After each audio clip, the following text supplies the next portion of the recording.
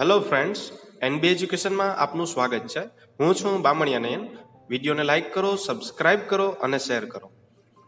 ધોરણ 11 વિષય બીએ એનું પહેલું ચેપ્ટર છે ધંધાનું સ્વરૂપ, હેતુ અને કાર્યક્ષેત્ર. ધોરણ 11 વિષય બીએ એટલે કે વાણિજ્ય વ્યવસ્થા અને સંચાલન, એમાં પહેલું ચેપ્ટર છે ધંધાનું સ્વરૂપ, હેતુ અને કાર્યક્ષેત્ર. આખા આપણે ધોરણ 11ના બીએમાં આપણે ધંધાના જુદા જુદા સ્વરૂપો શીખવાના છે. એ પહેલાં એનો બધો પ્રાથમિક પરિચય શીખી લઈએ. સૌપ્રથમ તો આ ચેપ્ટરમાં આપણે શું શીખવાના છે એની વાત કરી લઈએ.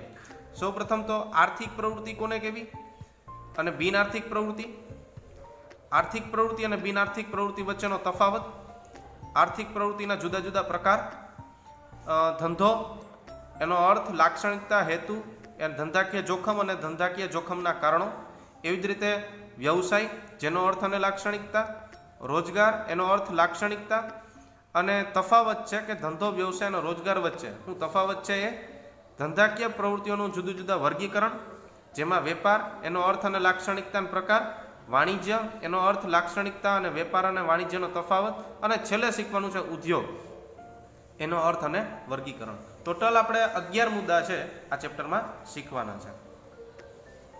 તો સૌપ્રથમ પ્રસ્તાવનાથી આપણે શરૂઆત કરીએ કે સમગ્ર વિશ્વમાં આર્થિક પ્રવૃત્તિઓ વેપાર અને વાણિજ્યને જીવંત રાખે છે.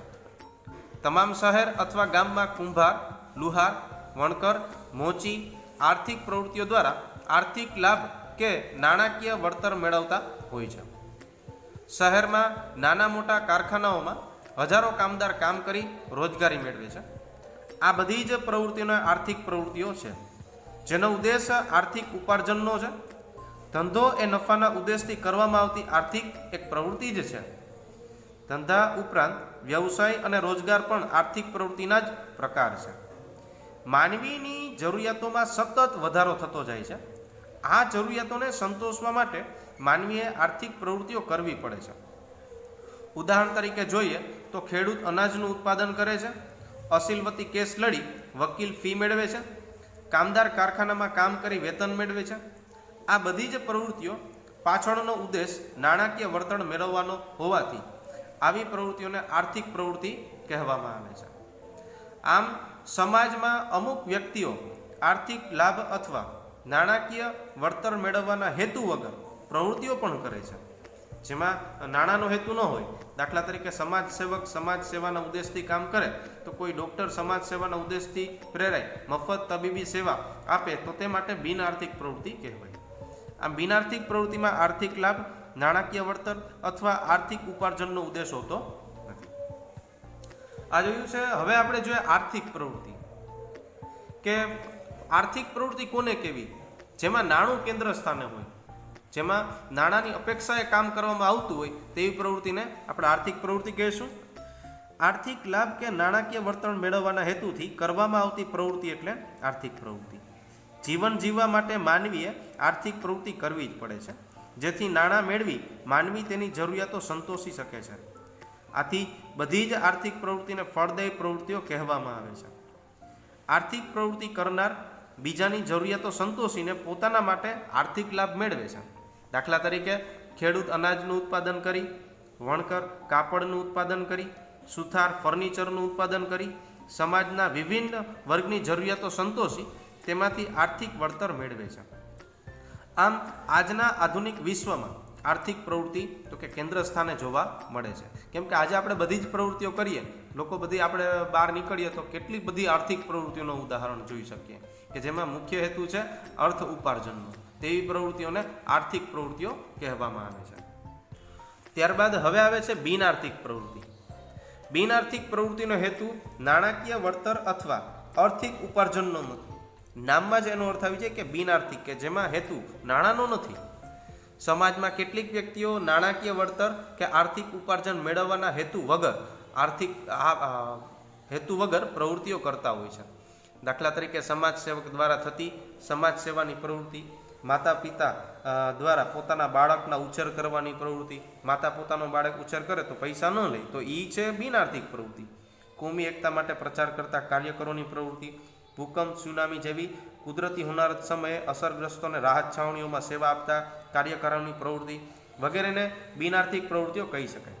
આ માટેનું પ્રેરણાબળ દેશ સેવા, સમાજ સેવા, લાગણી, પ્રેમ અથવા માનવીના જીવનમાં આવતું પરિવર્તન હોય છે. આ થઈ બિનઆર્થિક પ્રવૃત્તિ. હવે આપણે તફાવત જોઈ લે કે આર્થિક અને બિનઆર્થિક પ્રવૃત્તિનો શું તફાવત છે. તો પહેલા હેતુ છે આર્થિક પ્રવૃત્તિનો હેતુ આર્થિક લાભ મેળવવાના હેતુથી, જ્યારે બિનઆર્થિક પ્રવૃત્તિનો હેતુ સામાજિક સેવા, માનવ સેવા અને દેશ સેવાનો હેતુ હોય છે. પછી અપેક્ષા.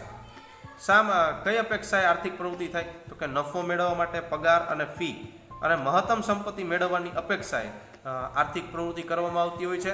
જ્યારે બિનઆર્થિક પ્રવૃત્તિમાં તો કે દેશ સેવા, સમાજ સેવાની અપેક્ષાએ કામ કરવામાં આવતું હોય છે. જે ઉપરની છે તેવી જ રીતે અહીંયા રિપીટ. ત્રીજું છે પ્રકાર. આર્થિક પ્રવૃત્તિના આપણે આગળ જોશું. 3 પ્રકાર છે: ધંધો, વ્યવસાય અને રોજગાર. એવી રીતે એના 3 પ્રકાર જોવા મળે છે, જ્યારે બિનઆર્થિક પ્રવૃત્તિના કોઈ પ્રકાર નથી. ચોથું છે જોખમ અને અનિશ્ચિતતા. આર્થિક પ્રવૃત્તિમાં જો કંઈક મેળવવાની અપેક્ષાએ કામ કરતા હોય અને ન મળે તો એ જોખમ અને અનિશ્ચિતતા થઈ. એટલે આર્થિક પ્રવૃત્તિમાં જોખમ અને અનિશ્ચિતતા જોવા મળે છે, જ્યારે બિનઆર્થિક પ્રવૃત્તિમાં કંઈ મેળવવા માટે કામ જ નથી કરતા, માત્ર દેશ સેવા, સમાજ સેવા અને માનવ સેવા માટે જ કામ કરીએ, માટે એમાં કોઈ જોખમ અને અનિશ્ચિતતાઓ રહેલી નથી. આ તફાવત છે આર્થિક અને બિનઆર્થિક પ્રવૃત્તિનો. હવે આપણે ડિટેલમાં શીખવાનું છે આર્થિક પ્રવૃત્તિના પ્રકાર. તફાવતમાં પણ આ મુદ્દો આવેલો છે કે આર્થિક પ્રવૃત્તિના મુખ્ય 3 પ્રકાર છે: ધંધો, વ્યવસાય અને રોજગાર. હવે આપણે એક એક વસ્તુની ડિટેલમાં શીખવાનું છે. ધંધા વિશે ડિટેલમાં, વ્યવસાય વિશે ડિટેલમાં અને રોજગાર. તો સૌથી પહેલા શીખવાનું છે ધંધાની ડિટેલમાં, બિઝનેસ. ધંધો શું છે? તો એનો અર્થ અને વ્યાખ્યામાં કીધું કે ધંધો એ અંગ્રેજી શબ્દ બિઝી ઉપરથી ઉતરી આવ્યો છે, જેનો અર્થ વ્યસ્ત રહેવું અથવા સતત પ્રવૃત્તિમય રહેવું તેવો થાય છે. નફો અને સંપત્તિ મેળવવાના હેતુથી ધંધો કરવામાં આવે છે. ધંધાનો ખ્યાલ નફાના હેતુ સાથે જોડાયેલો છે. ધંધામાં કોઈક વાર ખોટ પણ જાય તો પણ તેને આર્થિક પ્રવૃત્તિ જ ગણાય. ધંધાની ટૂંકી પણ સચોટ વ્યાખ્યા નીચે પ્રમાણે આપી શકાય, જેમાં વ્યાખ્યા આપી છે કે ધંધો એટલે નફાના હેતુથી કરવામાં આવતી કોઈ પણ કાયદેસરની આર્થિક પ્રવૃત્તિ, એને કહેવાય ધંધો. ટૂંકમાં નફાના હેતુથી કરવામાં આવતી પ્રવૃત્તિને આપણે શું કહેવાય? ધંધો કહી શકાય. પછી ખોટ થાય તો પણ એને કહેવાય તો આર્થિક પ્રવૃત્તિ છે. ધંધાની લાક્ષણિકતાઓ. એમાં પહેલી લાક્ષણિકતા છે નફાનો હેતુ. ધંધામાં કેન્દ્ર સ્થાને છે નફો. ધંધાનો મૂળભૂત હેતુ આર્થિક પ્રવૃત્તિ દ્વારા નફો મેળવવાનો છે. ધંધામાં નફો મળતો બંધ થાય તો ધંધો બંધ થવાની નોબત આવે છે. ધંધાનું અસ્તિત્વ ચાલુ રાખવા માટે નફો અનિવાર્ય છે. વસ્તુ પડતર કિંમત કરતાં વધુ કિંમતે વેચવામાં આવે એટલે નફો થયો કહેવાય. આમ ધંધાની કાર્યક્ષમતાને પણ નફાના માપદંડથી માપવામાં આવે છે. નફો એ ધંધાની એક પારાશીશી છે. પારાશીશી છે એટલે માપદંડ છે કે કોઈ પણ ધંધાની સફળતાનો આધાર અંતે તો તેના નફા પાછળ જ રહેલો છે. પછી બીજી લાક્ષણિકતા છે વસ્તુ અને સેવાનો વિનિમય. વિનિમય એટલે લેવડ દેવડ. વસ્તુ અને સેવાનું ઉત્પાદન કરી અથવા ખરીદી કરીને તેનું વેચાણ કરવામાં આવે એટલે વસ્તુ અને સેવાનો વિનિમય થાય છે. ધંધામાં વસ્તુ અને સેવાનો વિનિમય સંકળાયેલો હોય છે. આમ વસ્તુમાં ભૌતિક સ્વરૂપની અને સેવામાં અદ્રશ્ય કે અભૌતિક સેવાઓનો પણ વિનિમય થાય છે. દાખલા તરીકે ઇલેક્ટ્રોનિક સાધનોનું ઉત્પાદન કરતી કંપની ભૌતિક વસ્તુનું વિનિમય કરે છે, જ્યારે વિદ્યુત સેવા પૂરી પાડતી કંપની સેવાનો વિનિમય કરે છે. આપણે પંખો લે તો પંખો છે એ ભૌતિક વસ્તુ કહેવાય, પણ પંખાને ચલાવવા માટે જે વિદ્યુત છે એ સેવા કહેવાય. ખબર પડી ગઈ ને વસ્તુ અને સેવાનો શું ડિફરન્સ? બરાબર. આજે આપણે ગામમાં પૈસા દઈને બોલપેન લેવા જાય, ચોપડા લેવા જાય તો એ છે વસ્તુ, પણ આપણે ગામમાં જઈએ, બજારમાં જઈએ અને ટૂંકમાં આપણે રિક્ષામાં જઈએ તો રિક્ષા છે એના બદલામાં આપણે અહીંયા પૈસા દઈએ તો એ રિક્ષાની સેવા લીધી કહેવાય. બરાબર. એટલે વસ્તુ જે ભૌતિક વસ્તુ હોય અને સેવા જે અભૌતિક હોય. ત્યારબાદ ત્રીજી લાક્ષણિકતા છે જોખમ અને અનિશ્ચિતતા. ધંધામાં કેટલાક જોખમો અને વળતરની અનિશ્ચિતતાનું તત્વ પણ રહેલું છે. કેટલીક વાર આગ, અકસ્માત, કર્મચારીઓની હડતાલ, લૂંટફાટ, ચોરી, ગ્રાહકોની પસંદગીમાં ક્યારેક ફેરફાર થાય, માંગમાં પણ ઘટાડો થાય તો લોકોની જીવનશૈલી, રૂચિ, ટેવ વગેરેમાં ફેરફાર અને હરીફાઈ અને ટેકનોલોજીમાં આવા સતત પરિવર્તન જેવા માનવ સર્જિત જોખમો પણ રહેલા છે. એવી રીતે કુદરતી જોખમ પણ હારે સંકળાયેલા, સુનામી છે, ધરતીકંપ, વાવાઝોડું જેવા કુદરતી જોખમો પણ રહેલા છે. આ જોખમો ધંધાની આવક ઉપર એક વિપરીત અસર કરે છે અને વિવિધ પ્રકારના જોખમોને કારણે ધંધા દ્વારા મળતું વળતર અનિશ્ચિત બને છે. આમ ધંધાનો હેતુ નફો કમાવાનો હોવા છતાં જોખમને કારણે કોઈકવાર ધંધામાં નુકસાન પણ થાય છે. આ છે ધંધામાં જોખમ અને અનિશ્ચિતતાઓ પણ રહેલી જોવા મળે છે. ત્યારબાદ ચોથું છે તૃષ્ટિગુણનું સર્જન. તૃષ્ટિગુણ મતલબ વસ્તુ વપરાશ યોગ્ય બનાવે, વસ્તુ આપણે ઉપયોગી બને, એને કહેવાય તૃષ્ટિગુણનું સર્જન.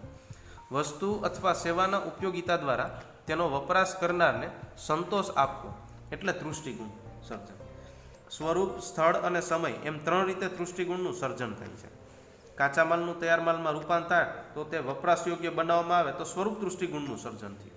એટલે કે લાકડામાંથી ફર્નિચર બનાવવામાં આવે એટલે લાકડાનું સ્વરૂપ બદલી અને આપણે ફર્નિચર બનાવીએ તો એનું સ્વરૂપ ફેરવાથી આપણે કામની વસ્તુ બની, જેને કહેવાય સ્વરૂપ તૃષ્ટિગુણનું સર્જન. ત્યારબાદ માલના ઉત્પાદનના એક સ્થળેથી ઉપભોક્તાના સ્થળ સુધી લઈ જવામાં આવે એટલે સ્થળ તૃષ્ટિગુણ કહેવામાં આવે છે. દાખલા તરીકે કાશ્મીરમાં આપણે સફરજનનું ઉત્પાદન થાય તો આપણે પોરબંદરની માર્કેટમાં પણ એ વસ્તુ મળે જ છે. તો સ્વરૂપ નથી ફેરવું, વસ્તુનું સ્થળ ફેરવું. વેપારીએ એક જગ્યાએથી બીજી જગ્યાએ ગ્રાહક સુધી નજીક લઈ આવ્યા અને ઉપયોગી બની વસ્તુ, તો જેને કહેવાય સ્થળ તૃષ્ટિગુણમાં, જેમાં સ્થળમાં ફેરફાર થયો. માલની જરૂરિયાત ન હોય ત્યારે સંગ્રહ કરી જરૂરિયાત સમયે પૂરો પાડવામાં આવે તો તેને સમય તૃષ્ટિગુણનું સર્જન થયું કહેવાય. દાખલા તરીકે આખું વર્ષ રેઇનકોટ અને છત્રીનું ઉત્પાદન કરવામાં આવે ત્યારે જરૂર ન હોય, પણ જ્યારે વરસાદ આવે ત્યારે જરૂર પડે ત્યારે વસ્તુનું વેચાણ કરવામાં આવે તો તેને તેટલો સમય સાચવી રાખ્યું અને યોગ્ય સમયે વપરાશ માટે મોકલું તો એને કહેવાય સમય તૃષ્ટિગુણમાં સર્જન થયું કહેવાય. આવી જ રીતે 5મું લક્ષણ છે, આમ ધંધો તૃષ્ટિગુણનું સર્જન કરે છે. પછી સ્થળ હોય, સમય હોય કે સ્વરૂપ હોય. આમ 5મું લક્ષણ છે પ્રવૃત્તિનું સાતત્ય. ધંધો છે એ સતત ચાલતી પ્રવૃત્તિ છે. ધંધામાં વ્યવહારો નિયમિત અને સતત થતા જ રહે છે. ધંધો એ સતત ચાલતી આર્થિક પ્રવૃત્તિ છે. વેપારી નફામાં આશયથી ખરીદ વેચાણની સતત પ્રવૃત્તિ કરે છે, પરંતુ ઉત્પાદક કે વેપારી પોતાના રહેવા માટે મકાન બનાવે ત્યારબાદ મકાનના વેચાણમાંથી નફો મેળવે તો પણ તે ધંધો ન કહેવાય, કારણ કે તેના માટે મકાનની લે વેચ એ નિયમિત સતત પ્રવૃત્તિ નથી. એટલે પ્રવૃત્તિનું સાતત્ય, જે આપણે સતત પ્રવૃત્તિઓમાંથી કરતા હોય અને એમાંથી નફો મળે એને જ ધંધો કહેવાય. આજે દાખલા તરીકે આપણે સ્ટેશનરીનું ખરીદ વેચાણ કરતા હોય તો આપણે સ્ટેશનરીની સતત ચાલતી પ્રવૃત્તિ છે, એમાંથી જ આપણે નફો વસ્તુ વેચીએ નફો કરીએ તો એને ધંધો કહી શકાય. પણ સ્ટેશનરીનો વેપારી છે એનું મકાન વેચે અને નફો કરે તો એ ધંધો કહી શકાય નહીં. એટલે જે પ્રવૃત્તિ સતત ચાલતી હોય, જે પ્રવૃત્તિ આપણે રૂટીન કરતા હોય એમાંથી જે નફો મળે તો એ જ પ્રવૃત્તિને આપણે ધંધો કહી શકાય. છઠ્ઠું છે નાણાંની જરૂરિયાત. ધંધા માટે તેની શરૂઆતથી કે અંત સુધી નાણાંની જરૂરિયાત તો રહે જ છે. ફેક્ટરીના કાચા માલથી તૈયાર માલનું ઉત્પાદન કરવા, વેપારીને માલ ખરીદવા નાણાંની જરૂરિયાત રહે. ધંધામાં છઠ્ઠી લાક્ષણિકતા નાણાંની જરૂરિયાત. નાણું તો કેન્દ્ર સ્થાને છે ધંધામાં. ધંધાની સ્થાપનાથી માંડીને અંત સુધી નાણાંની જરૂરિયાત રહે છે. પછી છે આર્થિક પ્રવૃત્તિ. ધંધાની 7મી લાક્ષણિકતા છે આર્થિક પ્રવૃત્તિ. ધંધો એ નાણાંના ઉપાર્જન અને નફો મેળવવાના હેતુથી કરવામાં આવતી આર્થિક પ્રવૃત્તિનો જ એક ભાગ છે. એટલે ધંધાને પણ શું કહેવાય? આર્થિક પ્રવૃત્તિ. કેમ કે ધંધામાં નાણું કેન્દ્ર સ્થાને છે, નાણાં મેળવવા માટે જ ધંધો કરવામાં આવે છે. આથી ધંધાને પણ આર્થિક પ્રવૃત્તિ આપણે કહી શકીએ છીએ. અહીંયા જોઈએ આપણે ધંધાની જુદી જુદી 7 લાક્ષણિકતાઓ, તેમાંથી તમારે મિનિમમ 5 લાક્ષણિકતાઓ ડિટેલમાં યાદ રાખવાની છે. હવે આવે છે ધંધાના હેતુઓ. ધંધાના હેતુઓના પરિસ્થિતિના આધારે 2 પાર્ટ પાડવામાં આવે છે. એક આર્થિક હેતુ અને બીજું સામાજિક હેતુ. એમ 2 ભાગમાં વહેંચવામાં આવે છે. પહેલાં આપણે શીખવાનું છે આર્થિક હેતુ. આર્થિક હેતુમાં પેટા 3 છે. એમાં પહેલું છે નફોનો હેતુ. ધંધો એ આર્થિક પ્રવૃત્તિ હોવાથી ધંધામાં રોકાયેલી મૂડી ઉપર વાજબી વળતર મળી રહેવું જોઈએ. આ વળતર એટલે નફો. ધંધાના માત્ર અસ્તિત્વ માટે જ નહીં, પરંતુ ધંધાના વિકાસ માટે ધંધાએ નફો કમાવવો અનિવાર્ય છે. નફો એ ધંધાનું પ્રેરક બળ છે, કાર્યક્ષમતાની પારાશીસી અને જીવન રક્ત છે. આજે મહત્તમ નફાના સ્થાને વાજબી નફાનો ખ્યાલ સ્વીકારવામાં આવે છે. આમ વાજબી નફો કમાવાને કારણે ધંધાકીય એકમ સમાજમાં સ્વીકૃતિ મેળવવા સાથે હરીફાઈમાં ટકી રહી છે. આમ ધંધાના આર્થિક હેતુમાં પહેલો હેતુ છે નફાનો હેતુ. પછી બીજો હેતુ છે સંપત્તિના સર્જનનો હેતુ. નફાનો હેતુ ધંધાની વાર્ષિક કમાણી સાથે સંબંધ ધરાવતો ટૂંકા ગાળાનો ખ્યાલ છે. મહત્તમ સંપત્તિના સર્જનનો હેતુ લાંબા ગાળાનો ખ્યાલ છે. આમ લાંબે ગાળે ધંધાની સંપત્તિમાં વૃદ્ધિ થાય તેવી યોજનાઓ સ્વીકારવામાં આવે છે. જોકે આ માટે ધંધાએ મંદી જેવા સંજોગોમાં નફો કમાવાનો હેતુ જતો પણ કરીને પણ ધંધાની સંપત્તિ ટકાવી રાખવી પડે. મહત્તમ સંપત્તિના સર્જનનો હેતુ ધંધાના માલિક આર્થિક લાભ સાથે સંકળાયેલો છે. આમ બીજો આર્થિક હેતુ છે મહત્તમ સંપત્તિનો હેતુ, કે જે નફાનો હેતુ ટૂંકા ગાળાનો છે પણ મહત્તમ સંપત્તિનો હેતુ લાંબા ગાળાનો છે, જેમાં લાંબે ગાળે કંપનીની અથવા પેઢીની સંપત્તિમાં વધારો થાય એવા નિર્ણયોનો સ્વીકાર કરવામાં આવે છે.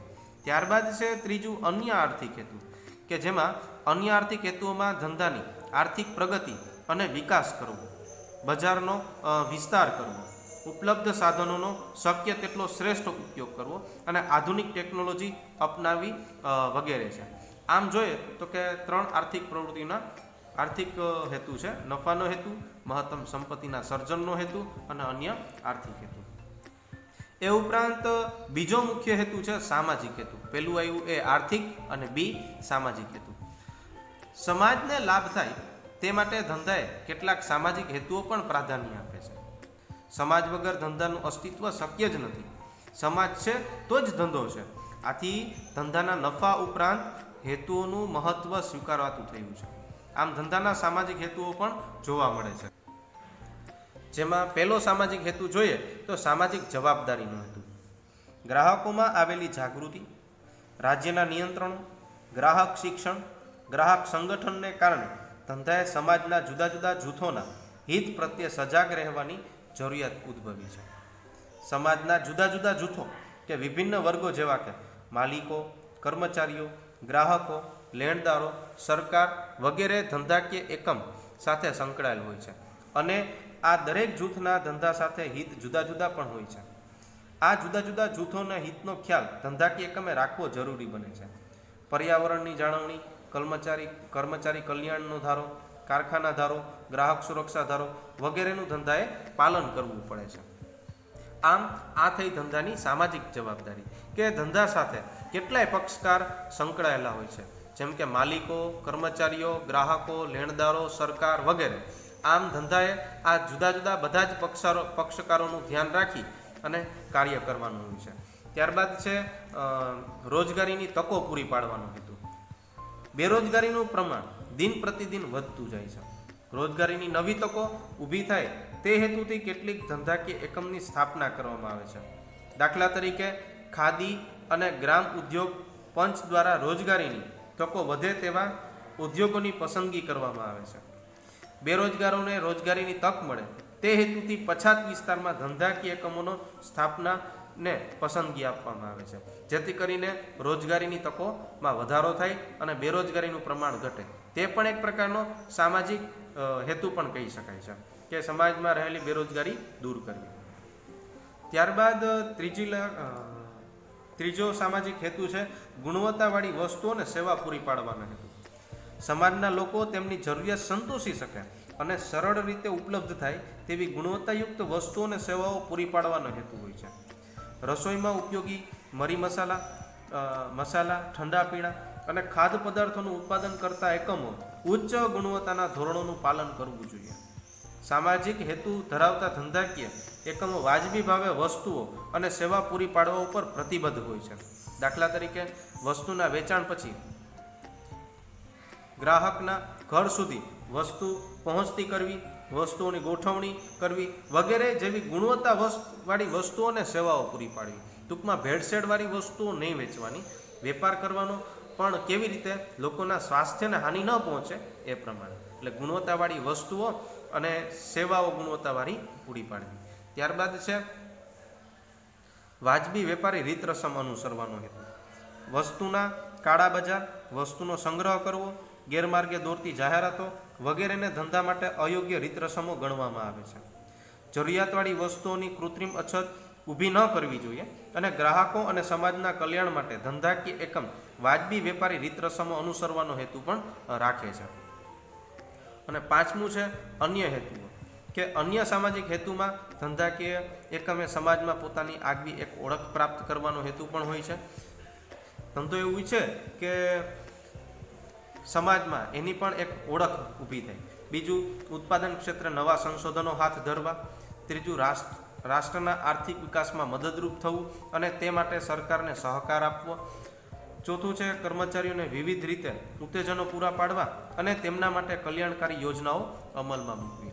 આમ વગેરે અન્ય સામાજિક હેતુઓ પણ હારે જોવા મળે છે. ત્યારબાદ હવે આવે છે ધંધાકીય જોખમ. ધંધામાં કેટલા પ્રકારના જોખમો રહેલા છે તે આપણે જોઈએ. કે ધંધામાં નફાની અનિશ્ચિતતા અથવા નુકસાન થવાનું જોખમ રહેલું છે. ભવિષ્યમાં અનિશ્ચિતતા બનાવો નફાને પણ અસર કરે છે.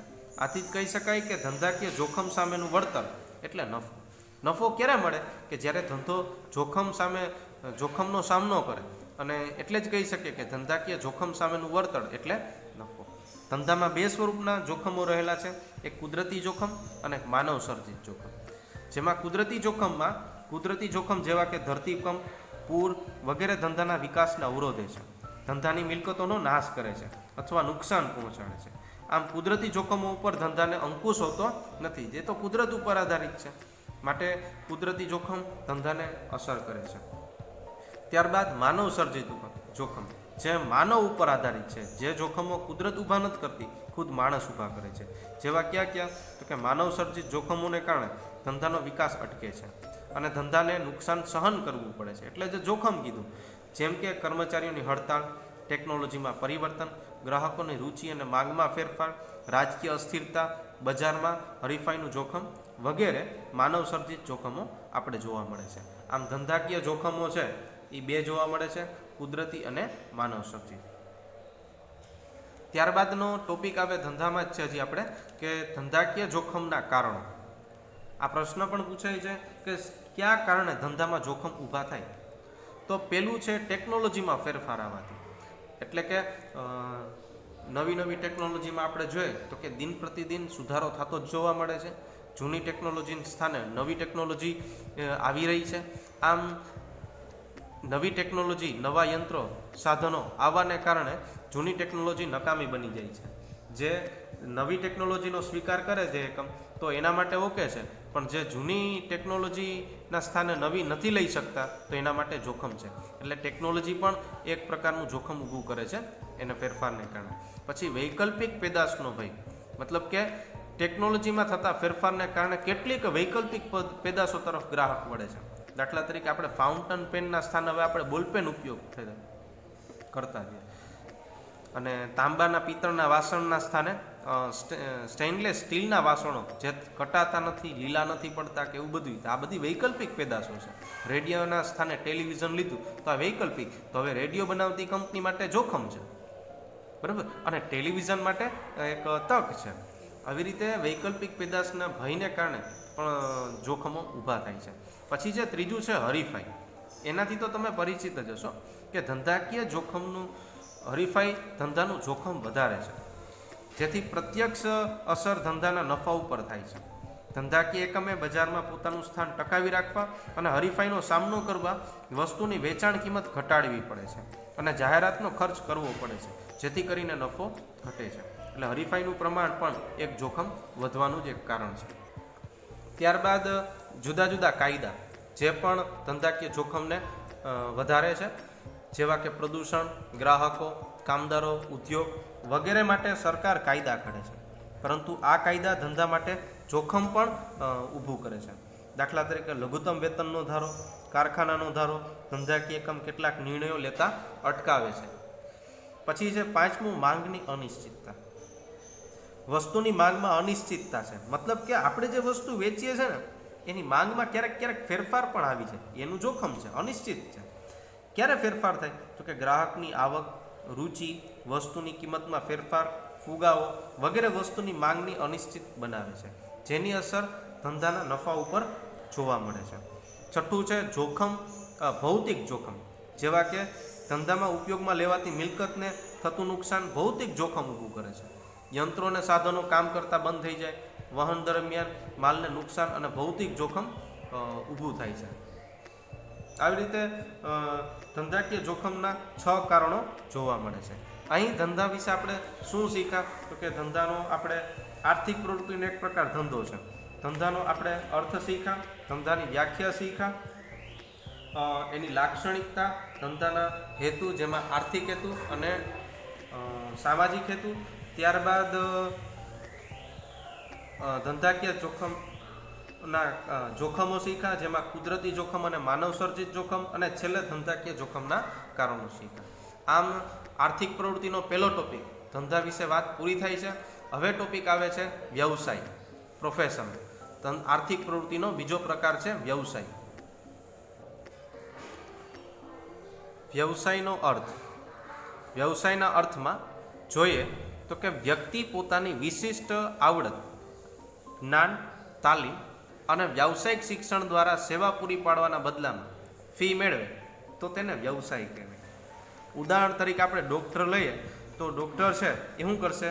સૌ પ્રથમ તો તે એટલું ભણશે ને, એટલે કે વિશિષ્ટ પ્રકારનું આવડત મેળવશે, વિશિષ્ટ પ્રકારનું જ્ઞાન મેળવશે, પછી પોતે ક્યાંય પ્રેક્ટિસ કરે એટલે તાલીમ મેળવે, ત્યારબાદ વ્યાવસાયિક શિક્ષણ દ્વારા સમાજને સેવા પૂરી પાડે અને ડૉક્ટર છે પછી બદલામાં ફી મેળવે તો તેને શું કહેવાય? વ્યવસાય. આ માત્ર ડૉક્ટર જ નથી, એવા તો ઘણા વ્યવસાય વ્યક્તિઓ છે જે આપણે આગળ જોઈએ.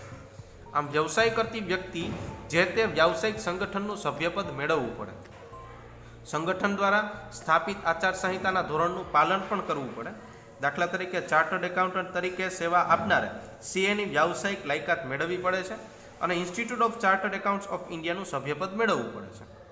આમ ડૉક્ટર, વકીલ, સોલિસિટર એટલે એ પણ એક વ્યવસાય વ્યક્તિ છે જે વકીલ અને અસીલ એટલે જે કેસ લઈને આવ્યો હોય ક્લાયન્ટ, એને અસીલ કહેવાય. વકીલ અને અસીલને જોડતી કડીને સોલિસિટર કહેવાય. આમ ચાર્ટર્ડ એકાઉન્ટન્ટ વગેરે વ્યવસાયી વ્યક્તિઓ કહેવાય છે. આમ વ્યવસાયી આવડતનો ઉપયોગ નોકરી માટે પણ થઈ શકે છે. જેમ કે ડૉક્ટર કોઈ હોસ્પિટલમાં વેતનના બદલામાં કાર્ય સ્વીકારે તો તે નોકરી કરે છે તેમ કહેવાય, પણ કહેવાય તો એ વ્યવસાયી વ્યક્તિ. હવે છે વ્યવસાયની જુદી જુદી લાક્ષણિકતાઓ. એમાં પહેલી લાક્ષણિકતા છે કે વ્યવસાયી વ્યક્તિએ વ્યવસાય માટે વિશિષ્ટ જ્ઞાન, ચાતુર્ય અને વ્યવસાયનું શિક્ષણ પ્રાપ્ત કરવું પડે છે. ત્યારબાદ બીજું લાક્ષણિકતા સેવાના બદલામાં ફી મેળવે છે. જોકે વ્યવસાય વ્યક્તિના ફીનું ધોરણ તેની આવડત, જ્ઞાન અને અનુભવના આધારે કેવું હોય? અલગ અલગ. પહેલા વિશિષ્ટ જ્ઞાન, ચાતુર્ય અને શિક્ષણ મેળવવું પડે. ત્યારબાદ બધાય વ્યવસાય વ્યક્તિઓની ફી કેવી હોય? અલગ અલગ હોય. પછી ત્રીજું છે વ્યાવસાયિક વ્યક્તિઓનો પ્રાથમિક ઉદ્દેશ તો કે સેવાનો હોય છે, એ સેવાના હેતુથી કામ કરતા હોય છે. પછી ચોથું છે આવક મેળવવાના એક સ્વતંત્ર પ્રવૃત્તિ છે, કોઈ ઉપર આધારિત નથી, પોતે સ્વતંત્ર રીતે કામ કરી શકે છે. પછી પાંચમું વ્યાવસાયિક પ્રવૃત્તિને ઉત્પાદન સાથે સંબંધ નથી, પરંતુ વિવિધ વ્યક્તિઓની અંગત અને ધંધાકીય જરૂરિયાતોનો સંતોષવામાં આવે છે. દાખલા તરીકે વકીલ ફી મેળવીને અસીલ માટે કોર્ટમાં કેસ લડે છે. પછી છઠ્ઠું છે જે તે વ્યવસાયિક સંગઠનને નક્કી કરેલી વ્યવસાયની આચારસંહિતાનું પાલન કરવું પડે. એક ધ્યાન રાખજો કે ક્યાંય પણ એમસીક્યુમાં આચારસંહિતા આવે ત્યારે સમજી લેવાનું કે આ વ્યવસાયની વાત થાય છે. સાતમું છે વ્યવસાયના માળખું નાણાકીય વળતર અનિશ્ચિત હોય છે. શા માટે? તો કે નાણાકીય વળતર વ્યવસાયમાં અનિશ્ચિત. દાખલા તરીકે ડૉક્ટર્સ હોય તો વધુ પેશન્ટ આવે તો વધુ આવક, ઓછા પેશન્ટ આવે તો ઓછી આવક. આવી રીતે નાણાકીય વળતર પણ અનિશ્ચિત જોવા મળે છે વ્યવસાયમાં. ત્યારબાદ આવે છે રોજગાર, એમ્પ્લોયમેન્ટ. આર્થિક પ્રવૃત્તિનો ત્રીજો પ્રકાર રોજગાર, જેનો અર્થ છે કે રોજગાર એટલે નોકરી. નિશ્ચિત વેતનના બદલામાં અન્ય સાથેના કરાર અનુસાર સોંપેલું કાર્ય કરવાની આર્થિક પ્રવૃત્તિ, જેને રોજગાર કહી શકાય. દાખલા તરીકે શાળામાં શિક્ષણ કરતા શિક્ષક તથા સરકારી કર્મચારીઓ જે બધા રોજગાર એટલે કે નોકરી કરે છે તેમ કહી શકાય. હવે એની લાક્ષણિકતા જોઈએ તો પહેલી લાક્ષણિકતા છે રોજગારમાં શારીરિક કે બૌદ્ધિક શ્રમના બદલામાં નિશ્ચિત સમયે નિશ્ચિત વેતન ચૂકવાય છે. ત્યારબાદ રોજગારમાં નિશ્ચિત વેતન ઉપરાંત અન્ય લાભ પણ મળે છે, એટલે કે તબીબી ભથ્થું, પેન્શન વગેરે. ત્રીજું છે રોજગારમાં કરાર અનુસાર રોજગાર આપનારના તાબામાં રહીને કામ કરવાનું છે. ક્યાંય નોકરી કરો તો આપણે જે પ્રમાણેની શરત હોય એ પ્રમાણે આપણે નોકરી કરવાની હોય છે, એટલે એના તાબામાં રહીને કામ કરવાનું હોય છે. પછી ચોથું છે રોજગારમાં મેળવનાર વ્યક્તિ માટે લાયકાત નક્કી હોય છે, કાર્યનો સમય પણ નિશ્ચિત હોય છે, નિવૃત્તિ પછી નિવૃત્તિ પછીના લાભ વગેરે બાબતો કેવી હોય છે કે નિશ્ચિત હોય છે. પાંચમું છે રોજગાર પરાવલંબી પ્રવૃત્તિ છે, સ્વાવલંબી નથી, કોક ઉપર આધારિત રહી અને પરાવલંબી પ્રવૃત્તિ છે. છઠ્ઠું છે રોજગારમાં માલિક અને કર્મચારી બંને કરાર અનુસાર નિયમ પાલન માટે બંધાયેલા છે, કે બે એકબીજા સાથે બંધાયેલા છે કરાર અનુસાર. અને સાતમું રોજગારી મેળવનારા કોઈ મૂડીરોકાણ કરવું પડતું નથી. જે ધંધાના માલિકની જ મૂડી હોય, રોજગાર એટલે કે જે નોકરી કરતો હોય એને કોઈ પ્રકારની મૂડી લઈ આવવાની જરૂરિયાત ઊભી થતી નથી. આમ 7 લક્ષણો જોવા મળે, જેમાં શારીરિક અને બૌદ્ધિક શ્રમના બદલામાં નિશ્ચિત વેતન ચૂકવાય છે, નિશ્ચિત વેતન ઉપરાંત અન્ય લાભ પણ મળે છે, તાબામાં રહીને સોંપેલું કાર્ય કરવાનું હોય છે, લાયકાત, કાર્યનો સમય, નિવૃત્તિ પછીના લાભ વગેરે નિશ્ચિત હોય છે, પરાવલંબી પ્રવૃત્તિ છે, માલિક અને કર્મચારી કરાર અનુસાર નિયમ પાલન માટે બંધાયેલા છે અને મૂડીરોકાણ કરવું પડતું નથી. હવે તફાવત આવે છે ધંધો, વ્યવસાય અને રોજગાર વચ્ચેનો, કે શું તફાવત છે આ ત્રણેય આર્થિક પ્રવૃત્તિ વચ્ચે. તો પેલું છે કાર્યનું સ્વરૂપ.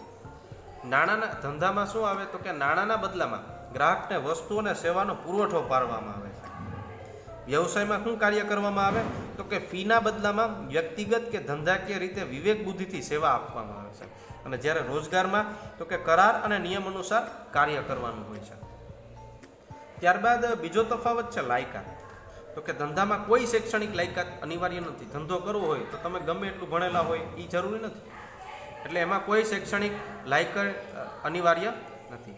જ્યારે વ્યવસાયમાં તો કે શૈક્ષણિક લાયકાત તો મુખ્ય છે. ડૉક્ટર, વકીલ, ચાર્ટર્ડ એકાઉન્ટન્ટ આ બધાય શૈક્ષણિક લાયકાત મેળવવી પડે. તાલીમ અને વિશિષ્ટ જ્ઞાન જરૂરી છે.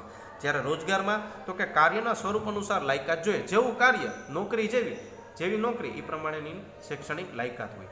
ત્રીજું છે બદલો કે વળતર. ધંધામાં વળતર તરીકે નફો મળે, વ્યવસાયમાં વળતર તરીકે ફી મળે, જ્યારે રોજગારમાં વળતર તરીકે પગાર મળે. પછી મૂડી, તો કે ધંધામાં સ્વરૂપ અને પ્રકાર અનુસાર માલિક મૂડી લઈ આવે, જ્યારે વ્યવસાયમાં સ્થાપના સમયે મર્યાદિત મૂડી જોઈએ, અને રોજગારમાં તો કે મૂડીની કોઈ પ્રકારની જરૂરિયાત ઊભી થતી નથી. ત્યારબાદ પાંચમું છે જોખમ. ધંધાની નફાની અનિશ્ચિતતા અને જોખમનું રહેલું છે. પછી નિશ્ચિત રકમની ફી ન મળવાનું જોખમ પણ રહેલું છે વ્યવસાયમાં, અને રોજગારમાં નિયમિત અને ચોક્કસ વેતન મળતું હોવાથી જોખમ કેવું છે તો કે ઓછું છે. પછી છે આચાર સંહિતા. કાયદાકીય એકમોનું પાલન કરવું, નિયમોનું પાલન કરવું પડે. તો કે વ્યવસાયમાં જે તે વ્યવસાયિક સંગઠન દ્વારા નક્કી કરેલ આચાર સંહિતાના નિયમનું પાલન કરવું પડે, અને જ્યારે રોજગારમાં તો કે કરાર દ્વારા નક્કી થતા નિયમોનું પાલન કરવું પડે. ત્યારબાદ સાતમું તફાવત છે માલિકી હિતની ફેરબદલી. તો કે ધંધામાં માલિકી હિતની ફેરબદલી શક્ય છે. જ્યારે માલિકી હિતની ફેરબદલી મતલબ કે ધંધાનો માલિક છે એ પોતાના બાળકોને એ ધંધો ટ્રાન્સફર કરી શકે અમુક નિશ્ચિત સમય પછી, એને જ્યારે ઈચ્છે ત્યારે માલિકી હિતની ફેરબદલી થઈ શકે. પણ વ્યવસાયમાં ડૉક્ટરનો છોકરો છે એ ડૉક્ટર હોય તો ઓકે, પણ ન હોય તો માલિકી હિતની ફેરબદલી થાય નહીં. અને રોજગારમાં તો ક્યાંય નોકરી કરતા હોય તો અહીંયા માલિકી હક જ નથી, એ માલિકી હકની ફેરબદલી થાય. આવી રીતે 7 તફાવતના મુદ્દા જોવા મળે છે. હવે છે ધંધાકીય પ્રવૃત્તિઓનું વર્ગીકરણ. આમ ધંધાકીય પ્રવૃત્તિઓનું વર્ગીકરણ 3 રીતે કરવામાં આવે, જેમાં પેલું છે વેપાર, વાણિજ્ય અને ઉદ્યોગ. વેપાર શું છે? વેપારનો અર્થ છે કે નફાના હેતુથી બે વ્યક્તિઓ વચ્ચે વસ્તુ અને સેવાના બદલામાં વસ્તુ કે સેવા અથવા નાણાંના બદલામાં વસ્તુ કે સેવાનો વિનિમય એટલે વેપાર. એટલે કે અદલા બદલી વસ્તુ અને સેવાઓ નાણાંના બદલામાં. દાખલા તરીકે દુકાનદાર પાસેથી આપણે પુસ્તક ખરીદીએ તો પુસ્તકની ખરીદીની સામે આપણે નાણાં ચૂકવીએ તો એક પ્રકારનો વસ્તુના બદલામાં નાણાંનો વિનિમય છે. જ્યારે આપણે બસમાં ટિકિટ ખરીદી, બસમાં મુસાફરી કરીએ તો એને કહેવાય નાણાંના બદલામાં સેવાનો વિનિમય થયો. આવી રીતે આ વેપારનો અર્થ છે. ત્યારબાદ હવે વેપારની લાક્ષણિકતાઓ કઈ કઈ? તો કે વેપાર એક પ્રકારની આર્થિક પ્રવૃત્તિ છે. વેપારમાં 2 પક્ષકાર હોય છે, જેમાં ખરીદનાર અને વેચનારનો સમાવેશ થાય. વેપાર માટે વિનિમય અનિવાર્ય છે. વેપારથી વસ્તુ અને સેવાની માલિકીની ફેરબદલી થાય છે. પાંચમું છે વસ્તુના અવેજના નાણાં કે વસ્તુની ચૂકવણી થાય છે. પછી છઠ્ઠું છે વેપાર એ સતત ચાલતી પ્રવૃત્તિ છે. સાતમી લાક્ષણિકતા વસ્તુ કે સેવાનું મૂલ્ય નાણાંમાં નક્કી થાય છે. આઠમું છે વેપાર એ કાયદેસરની થતી પ્રવૃત્તિ છે. આમ વેપારની જુદી જુદી 8 લાક્ષણિકતાઓ જોવા મળે છે. ત્યારબાદ પ્રકાર, કે વેપારના મુખ્ય 2 પ્રકાર છે, આંતરિક વેપાર અને આંતરરાષ્ટ્રીય વેપાર. ટૂંકમાં કહી દઉં તો કે દેશની અંદર જે વેપાર થાય એ આંતરિક વેપાર છે, જ્યારે વિદેશમાં આપણે વેપાર કરવામાં આવે તો એ કહેવાય આંતરરાષ્ટ્રીય વેપાર.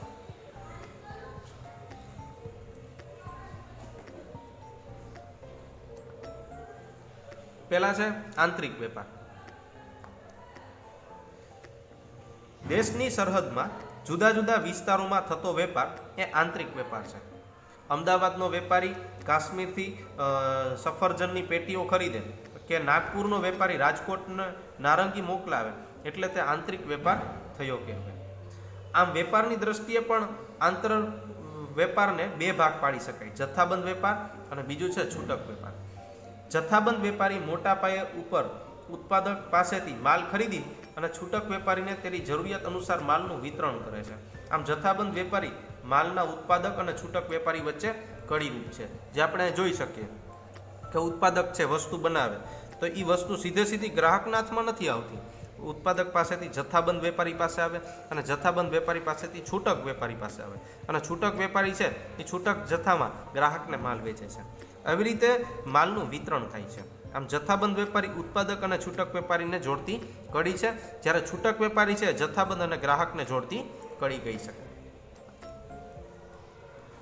પછી છે આંતરરાષ્ટ્રીય વેપાર, કે જ્યારે કોઈ પણ 2 દેશો વચ્ચે થતા વેપારને આંતરરાષ્ટ્રીય વેપાર કહેવાય. આંતરરાષ્ટ્રીય વેપાર દેશની સરહદ ઓળંગે છે. દાખલા તરીકે જાપાનની કંપની ભારતમાં વેપારીને ટેલિવિઝન વેચે અથવા ભારતમાંથી કેસર કેરી યુએસએમાં મોકલવામાં આવે તો એક પ્રકારનો આંતરરાષ્ટ્રીય વેપાર જ કહેવાય. આમ આંતરરાષ્ટ્રીય વેપારમાં આયાત વેપાર એટલે કે બીજા દેશમાંથી આપણે ખરીદીએ ભારતમાં તો એને આયાત કહેવાય, બીજા દેશમાં આપણે માલ વેચીએ તો એને કહેવાય નિકાસ વેપાર, અને પુનઃ નિકાસ વેપાર એટલે તો કે અન્ય દેશમાંથી માલ ખરીદીએ એના ઉપર પ્રોસેસ કરીને પાછો બીજા દેશમાં વેચી નાખીએ એટલે આયાત કરેલો માલ પાછો નિકાસ કરી દઈએ બીજા દેશમાં તો એને કહેવાય પુનઃ નિકાસનો વેપાર. આમ આંતરરાષ્ટ્રીય વેપારમાં 3 પ્રકાર, આયાત, નિકાસ અને પુનઃ નિકાસ. જ્યારે આંતરિક વેપારમાં 2 પ્રકાર છે, જથ્થાબંધ અને છૂટક વેપાર. હવે છે વાણિજ્ય. વાણિજ્યનો અર્થ, વાણિજ્ય એટલે વેપાર અને વેપારને સહાયક સેવાઓ. એટલે વેપાર એટલે વસ્તુનો આપણે ખરીદ વેચાણ.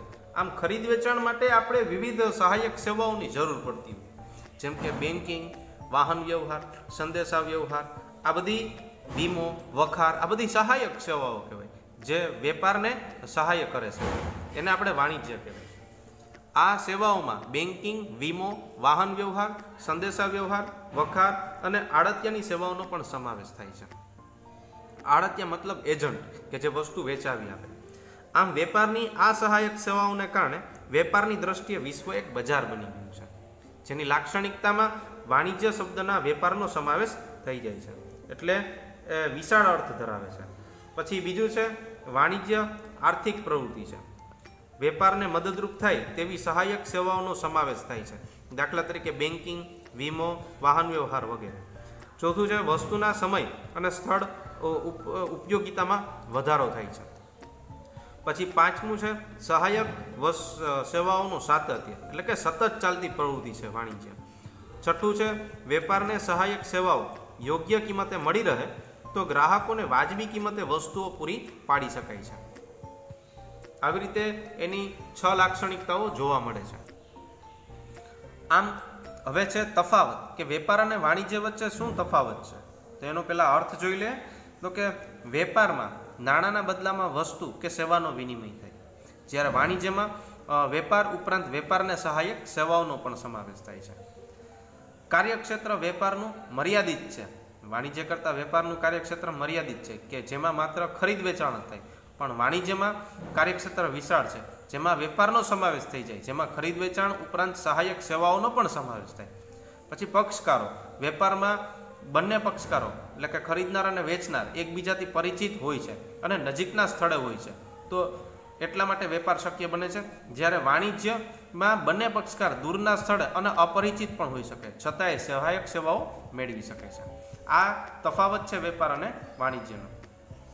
ત્યારબાદ હવે ધંધાકીય પ્રવૃત્તિનો ત્રીજો પ્રકાર આવે છે ઉદ્યોગ, ઇન્ડસ્ટ્રી. ઉદ્યોગ શું કરે તો કે ઉદ્યોગનો અર્થ માનવ જરૂરિયાતો સંતોષવા માટે કાચા માલ ઉપર વિવિધ પ્રક્રિયાઓ દ્વારા ઉત્પાદન કરી તૃષ્ટિગુણ ઉમેરવાની પ્રક્રિયા એટલે ઉદ્યોગ. દાખલા તરીકે લાકડામાંથી ફર્નિચરનું ઉત્પાદન, કાચા રૂમાંથી કાપડનું ઉત્પાદન, જે ઉદ્યોગની એક કામગીરીનો જ એક પ્રકાર છે. ઉદ્યોગના લક્ષણમાં તો કે વસ્તુનું ઉત્પાદન, આર્થિક પ્રવૃત્તિ, કાચા માલના સ્વરૂપમાં ફેરફાર કરવો, વિવિધ વસ્તુઓનું ઉત્પાદન, તૃષ્ટિગુણનો ઉમેરો કરવો, આ ઉપરાંત માનવ શ્રમ, કુદરતી સંપત્તિ અને યાંત્રિક સાધનોનો ઉપયોગ વગેરેનો પણ સમાવેશ થાય છે. જેનું ઉદ્યોગનું 3 પ્રકારમાં વર્ગીકરણ કરવામાં આવે: પ્રાથમિક ઉદ્યોગ, ગૌણ ઉદ્યોગ અને આનુષંગિક ઉદ્યોગ, કે જે સ્ટેપ બાય સ્ટેપ છે. હવે જોઈએ પ્રાથમિક ઉદ્યોગ. આ ઉદ્યોગમાં મૂળભૂત ઉદ્યોગ એટલે કે સમુદ્ર, જમીન, હવા સાથે સંકળાયેલ છે. આમ કુદરત ઉપર નિર્ભર રહી ઉત્પાદન પ્રવૃત્તિ થાય છે. જમીન ઉપર ખેતી, પશુપાલન, મરઘા બતકા ઉછેર, દરિયા સાથે સંબંધિત મત્સ્ય ઉદ્યોગ વગેરે પ્રાથમિક ઉદ્યોગમાં આપણે જોવા મળે છે. ટૂંકમાં પ્રાથમિક ઉદ્યોગ કે જે કુદરત સાથે વધુ નજીક હોય છે તેને પ્રાથમિક ઉદ્યોગ કહેવાય. ત્યારબાદ છે ગૌણ ઉદ્યોગ, કે વિવિધ પ્રકારના યંત્રો અને ટેકનોલોજીની મદદ લેવામાં આવે છે. કુદરતી સંપત્તિને વપરાશ યોગ્ય બનાવી અને ગ્રાહકને પહોંચતી થાય તે દરમિયાન કરવામાં આવતી પ્રક્રિયા એટલે ગૌણ ઉદ્યોગ. દાખલા તરીકે ખાતર ઉદ્યોગ, રંગ અને રસાયણ ઉદ્યોગ, સ્ટીલ ઉદ્યોગ વગેરે જે ગૌણ ઉદ્યોગના પ્રકાર છે. પછી છે આનુષંગિક ઉદ્યોગ, કે વિશાળ ક્ષેત્ર ધરાવતી પ્રાથમિક અને ગૌણ ઉદ્યોગના સહાય અને સેવા પૂરી પાડવાનું ઉપરાંત ગ્રાહકની સૌથી વધુ નજીક હોય તો તે પ્રાથમિક ઉદ્યોગ. અને ગૌણ ઉદ્યોગ દ્વારા જે પેદાશો મેળવવામાં આવે તેના ઉપર વિવિધ પ્રકારની પ્રક્રિયા દ્વારા ગ્રાહકો માટે વસ્તુ વધુ વપરાશ યોગ્ય બનાવે છે. દાખલા તરીકે ડેરી ઉદ્યોગ, ઠંડા પીણાનો ઉદ્યોગ, બેકરી ઉદ્યોગ. આનુષંગિક ઉદ્યોગમાં વાહન વ્યવહાર, બેંક, વીમો, વખાર, આડતિયા, માહિતી સંચાર વગેરે સેવાઓનો પણ સમાવેશ થાય છે, કે જે વધુ ગ્રાહકની નજીક રહી અને કામ કરતા હોય છે. ટૂંકમાં આપણે જે દાખલા તરીકે ત્રણેય સંકળાયેલા છે એકબીજા સાથે. શેરડીનું ઉત્પાદન થાય તો એ પ્રાથમિક ઉદ્યોગમાં, શેરડીમાંથી ખાંડનું ઉત્પાદન થાય તો એ ગૌણ ઉદ્યોગ, અને ખાંડમાંથી જુદી જુદી ખાંડની આઈટમ એટલે ચોકલેટ બનાવવામાં આવે તો તે છે આનુષંગિક ઉદ્યોગ. આવી રીતે સ્ટેપ બાય સ્ટેપ પ્રક્રિયા કરવામાં આવે. પ્રાથમિક ઉદ્યોગમાં કપાસનું ઉત્પાદન થાય ખેતીમાં તો એ પ્રાથમિક. હવે કપાસમાંથી કાપડ બને એ ગૌણ ઉદ્યોગમાં, અને કાપડમાંથી તૈયાર કપડાં બને એ આનુષંગિક. એટલે પ્રાથમિક ઉદ્યોગ જે કુદરતની નજીક હોય છે અને ગૌણ ઉદ્યોગ છે પ્રાથમિક અને આનુષંગિક ઉદ્યોગને જોડે છે, અને આનુષંગિક ઉદ્યોગ એ ગ્રાહકની વધુ નજીક હોય છે. ખેતી દ્વારા ધાન્ય ઉત્પાદન, દાખલા તરીકે ઘઉંનું ઉત્પાદન કરવામાં આવે તો તે પ્રાથમિક ઉદ્યોગ, અને ઘઉંમાંથી આટો, મેંદો તૈયાર કરવામાં આવે તો એ ગૌણ ઉદ્યોગ, અને મેંદામાંથી બ્રેડ, પાઉં અને બિસ્કિટનું ઉત્પાદન કરવામાં આવે તો તે છે આનુષંગિક ઉદ્યોગ. આમ ત્રણેય ઉદ્યોગો એક બીજા સાથે સંકળાયેલા છે.